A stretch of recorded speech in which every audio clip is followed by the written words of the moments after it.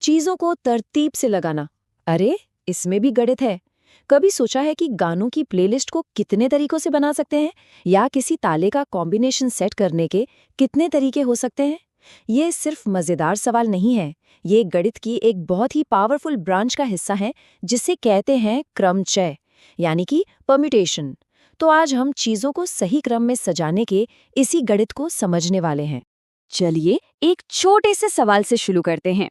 सोचिए आपके हाथ में 5 बिल्कुल नई अलग अलग किताबें हैं और आपको उन्हें एक खाली शेल्फ पर रखना है। अब सवाल ये है कि आप ये काम कितने अलग अलग तरीकों से कर सकते हैं। सोचने वाली बात है ना? बस यही वो पहेली है जिसे क्रमचय या परम्यूटेशन सुलझाता है। तो आज हम क्या क्या देखने वाले हैं? सबसे पहले हम सजावट के इस गणित को समझेंगे, फिर इसके मास्टर फॉर्मूले के पीछे का लॉजिक जानेंगे, एक तेज कैलकुलेशन का शॉर्टकट सीखेंगे, कुछ गोल्डन रूल्स देखेंगे जो मुश्किल सवालों को आसान बना देते हैं, संगणक शब्द के साथ एक लाइव केस स्टडी करेंगे और आखिर में समझेंगे कि ये सब जानना इतना जरूरी क्यों है। तो तैयार हैं? चलिए शुरू करते हैं। तो चलिए सबसे पहले समझते हैं कि यह सजावट का गणित आखिर है क्या भला। इसका असल मतलब क्या है जब हम कहते हैं कि हम चीजों को अरेंज कर रहे हैं? देखिए, परम्यूटेशन का सीधा सा मतलब है चीजों को एक खास क्रम में, एक डेफिनेट ऑर्डर में रखना। यहाँ सबसे जरूरी शब्द है क्रम, यानी ऑर्डर। इसे समझने का सबसे आसान तरीका है खाली जगह भरने के बारे में सोचना। मान लीजिए आपके पास कुछ खाली जगहें हैं और आपको उन्हें चीजों से भरना है।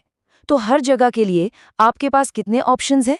बस ये एक छोटा सा आइडिया है जो बहुत पावरफुल है। अब बात करते हैं उस मास्टर फॉर्मूले की जो इस पूरे खेल का हीरो है। लेकिन रुकिए, हम इससे सिर्फ रटेंगे नहीं, हम इसके पीछे की कहानी समझेंगे, इसके लॉजिक को जानेंगे कि ये असल में काम कैसे करता है। तो चलिए उन खाली जगहों पर वापस चलते हैं। मान लीजिए हमारे पास n अलग अलग चीजें हैं और हमें r खाली जगहें भरनी है। तो पहली जगह को भरने के लिए हमारे पास कितने ऑप्शंस हैं? पूरे n ऑप्शंस, ठीक है। अब एक चीज तो हमने रख दी, तो दूसरी जगह के लिए अब चीजें बदल गईं। अब हमारे पास सिर्फ n-1 ऑप्शन बचे हैं। और तीसरी जगह के लिए आप समझ गए, n-2। और ये सिलसिला ऐसे ही चलता रहेगा। और बस यही सिंपल सा लॉजिक हमें लेकर आता है हमारे मास्टर फॉर्मूले पर। npr बराबर है n factorial divided by n-r factorial. यहाँ n है हमारे पास मौजूद कुल चीजों की संख्या और r है उन चीजों की संख्या जिन्हें हम चुनकर जमा रहे हैं। बस इतना ही। फॉर्मूला जानना तो बहुत अच्छा है, पर कभी-कभी, खासकर एग्जाम में, हमें रफ्तार चाहिए होती है। तो अब मैं आपको एक ऐसी ट्रिक बताने वाला हूँ जो आपका बहुत सारा टाइम बचा सकती है। ये एक प्रो टिप है, ध्यान से सुनिएगा।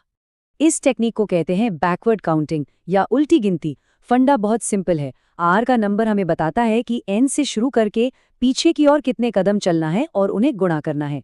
जैसे 7p3 में आर क्या है? 3। तो हम 7 से शुरू करके 3 कदम पीछे चलेंगे। 7 गुणा 6 गुणा 5 और जवाब आ गया 210। है ना कमाल का? 10p2 को खुद ट्राई करके देखिए। 10 गुणा 9 यानी 90।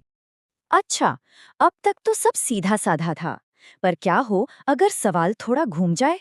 इसके लिए हमारे पास हैं परम्यूटेशन के कुछ गोल्डन रूल्स।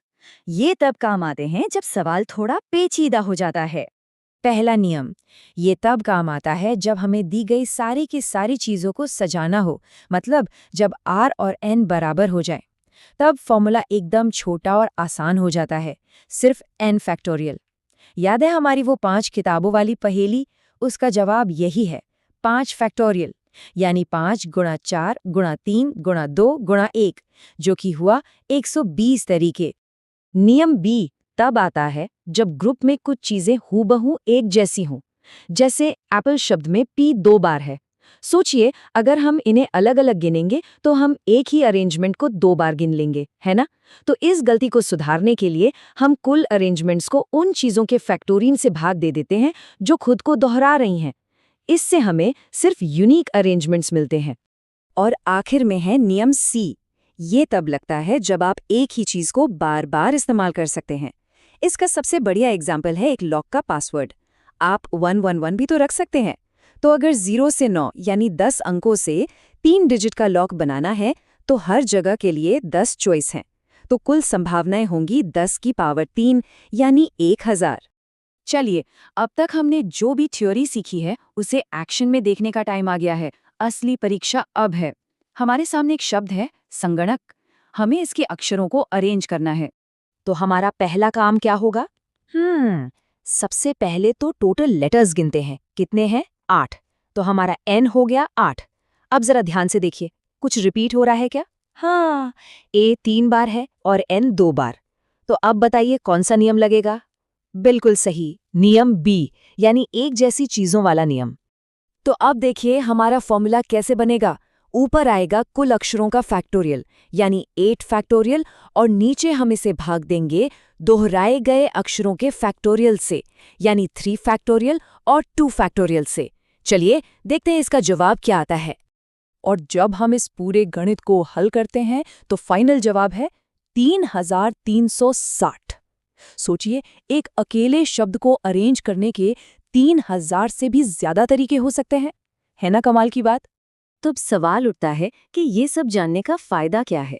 ये सिर्फ किताबों और इम्तिहान की बात नहीं है। परम्यूटेशन हमारी दुनिया में हर जगह है, अक्सर हमें पता भी नहीं चलता। इसका सबसे बड़ा और सीधा कनेक्शन है प्रोबेबिलिटी यानी प्रायिकता से। किसी भी घटना के होने की संभावना निकालने के लिए हमें ये पता होना चाहिए कि टोटल कितनी संभावनाएं हो सकती हैं, और ये काम परम्यूटेशन के बिना नामुमकिन है। और सिर्फ यही नहीं, कंप्यूटर साइंस में एल्गोरिदम बनाने से लेकर सुरक्षित पासवर्ड बनाने तक, और यहाँ तक कि बायोलॉजी में डीएनए सीक्वेंसिंग को समझने तक, हर जगह अरेंजमेंट का ये गणित काम आता है। आज हमने अरेंजमेंट के गणित को समझा, पर सोचिए क्या होगा अगर हम इसमें कुछ शर्तें, कुछ रेस्ट्रिक्शंस जोड़ दें। जैसे, क्या हो अगर आपसे कहा जाए कि संगणक शब्द में सारे वॉवल्स को हमेशा एक साथ ही रखना हो, तब क्या होगा? खैर, ये पहेली मैं आपके लिए छोड़ता हूँ, क्योंकि गणित की दुनिया में सवालों का अंत कभी नहीं होता। हमेशा एक नया दरवाजा खुलने का इंतजार करता है।